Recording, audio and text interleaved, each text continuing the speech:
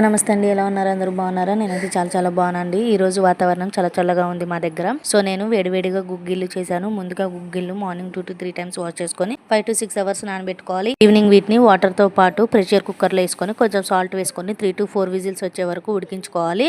ఆ తర్వాత వాటర్ లేకుండా డ్రైన్ చేసుకొని ఇప్పుడు ఒక మీడియం సైజ్ ఆనియన్, 5 పచ్చిమిర్చిలు, గుప్పెడు కరివేపాకులు సన్నగా కట్ చేసేసుకోవాలి. ఆ తర్వాత స్టవ్ ఆన్ చేసేసుకొని కడాయి పెట్టుకొని ఆయిల్ వేసుకోవాలి. ఇప్పుడు తాలింపు గింజలు వేసుకొని మనం కట్ చేసుకున్న వెజిటేబుల్స్ అన్ని వేసుకోవాలి. లైట్ గా ఫ్రై అయిన తర్వాత 4 ఎండుమిర్చీలు మధ్యలో కట్ చేసేసుకొని వేసుకోవాలి.